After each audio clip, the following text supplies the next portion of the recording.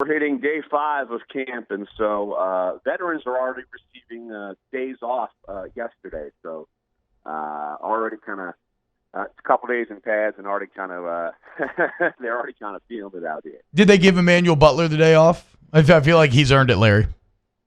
What is it? He takes no days off.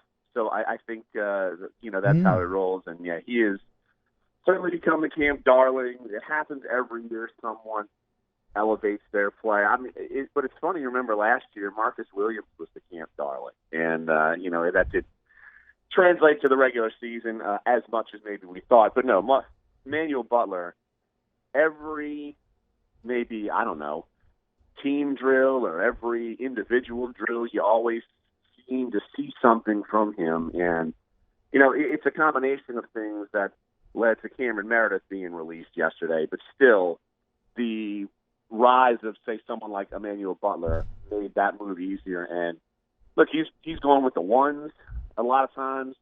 Part of that, of course, is no Michael Thomas, but still, the fact that he's with the ones and Drew Brees is consistently kind of attaboying him in practice, I think that should bode well for the undrafted guy from Northern Arizona. T-Bob special ordered the Zion jersey. I got the white 17 coming in. Me and the baby. Next week on Emmanuel Butler. I'm drinking the Kool-Aid, Larry. I'm all in on this guy. Tell me about the chemistry that Jared Cook and Brees have early on. Yeah, it's kind of by design with no Michael Thomas. It gives Drew more of an approach to throw the football within, say, team drills and 7-on-7s to Jared Cook. And you could see that it's already beginning. And it already started slowly in OTAs and mini camps, but, I mean, he's skying for balls, and he's lining up on the outside. He's lining up along the line of scrimmage. He's lining up kind of in the slot. Like, he is moving all over the place, a la someone like Jimmy Graham did a bunch of years ago. So that's the type of role that they envision for him, and you can tell that Drew is trusting him and trusting him quicker. And it's also, you're trying to go back and compare, all right, did Drew trust someone like Coby Fleener this quickly? I would say no, just in terms of adding a free agent tight end. So things are moving pretty quickly for Brees and Cook, and that's a good sign. Well, and so at a risk of being a slave to the moment, do you think, like, is it fair to say that when this season starts, or maybe when it ends, do you think Cook will have the second most amount of targets behind Mike Thomas? I would still say Kamara will beat him. Third place. You're right. I left out Kamara. Third place. Yeah. That wouldn't surprise me. Just think back into the offense in 2011. I mean, the most touches throwing the football from Drew Brees, they came in no particular order, but it was Colston and Jimmy Graham and Darren Sproles. So I would say I would point to that trio as being the primary trio, and then you've got Ted Ginn still at wide receiver, who's going to be playing significant snaps, and then the rest of it's kind of wide open, which is in Saints land, usually the wide receiver position doesn't seem this wide open, but it's but that's why when you have Cook and Kamara and Michael Thomas, those are the kind of the 1, 2, 3 targets that Drew's going to be looking for. I got a couple in personnel, but first, where, in your opinion, do New Orleans stand right now with Thomas? How close or far apart are they? It's hard to say. It doesn't seem like neither side is coming out publicly and wanting to, or even sources close to the situation, kind of say what's going on outside of some vague tweets from Michael Thomas. But look, I put this way because people keep saying, well, this thing should get done quickly, and I put the brakes on that because what I wrote right after this thing started and when camp began, you're not just playing chicken with the Saints. You're playing chicken with Julio Jones. You're playing chicken with Amari Cooper. You're playing chicken with all of these guys. And who jumps first, second, third? That is all independent of what the Saints are doing with Michael Thomas. I mean, if Michael Thomas and his representation is hell-bent on being the highest paid, this might take a while. And so, right now it's not really a big story. We're talking to other wide receivers, which is cool. But if this thing gets a couple weeks in and 3 weeks in, look, I think it starts becoming a little bit of a distraction over on airline side. sports columnist over at The Athletic, Larry Holder. He's on Twitter at Larry Holder.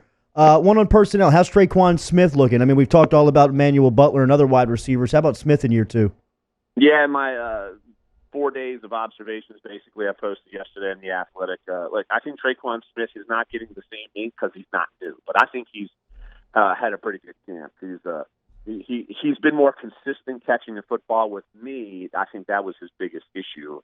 He can run the routes and he's got nice speed, but his hands have been shaky sometimes last season. But so far through 4 days, his hands seem improved, which is a good thing because I feel like he is someone who should be involved in this offense as well. Yeah, I mean, it felt like he was really getting going last year, and then he hit that rookie wall. We're talking to Larry Holder of The Athletic, freshly reunited with Jeff Duncan. One of the biggest issues facing the Saints is the center position and how you replace Max Unger. Right now, it's a three-man rotation of Cam Tom, one Blake right now. Who else? Nick Easton and Eric McCoy. Where does our guy Will Clapp fit in, Larry? He hasn't really been seeing a ton of snaps at center. He's been playing primarily guard, and when the pads come on, I love watching those O-line, D-line individual drills. And I can just say through 2 days, it's been up and down for Will. He struggled on the first day, which was Sunday. He had a much better day yesterday, but all of those snaps were at guard. So he is one of maybe the guys you can totally point to and say bubble guy. Yeah. It is 50-50 if he makes this team. It's almost like, man, if an injury happened to someone, then he'd make it, which is a bad thing. But, he's capable of playing on an NFL roster. But the Saints are just loaded in the middle. And so that is something that I'm sure the Saints are going to be watching closely because they know they're going to have a tough call to make up the middle, specifically with Will. So yesterday, Jeff Duncan said that he thinks the Saints want Eric McCoy to win this job, and I would agree with that. But who do you think is actually winning it thus far as you can be winning at this point?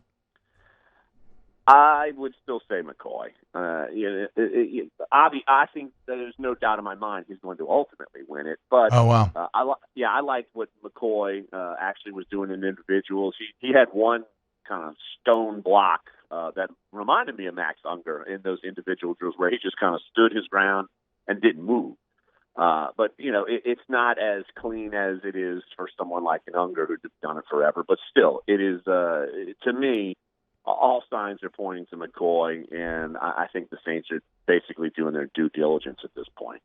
How much is Zion at camp? He's been out there a couple times. I know over the weekend he was out there with Jackson Hayes as well. They were taking in practice, and then I know he did the QB challenge, which we did not see. We had to wait till it came out on the team's website, But the fact that there is a noticeable bromance, which is like how many years apart are Drew and it's Zion? like a rock in the cradle bromance 20. a little bit. And It's like one of those years. bromances where if you saw them eating dinner together, Yes. you'd be like, Is this your uncle? Zion's in it for the money. It's like, is Zion Anna Nicole Smith, or is it the other way around? Essentially, yes. Even though with the new Jordan deal, who knows, right? Yeah, which one's worth more? Which one's going to be ultimately worth more? That's a good question. That's a great. That might be a peak performance That's poll a great question. poll question. Larry Holder, my man. Or is it going to be like Indecent Proposal? You never know. And then, Brittany's got to sign off on and be like, Drew and Zion, I got to go on a date. Great stuff this morning, Larry. Enjoy practice. Thank you, man.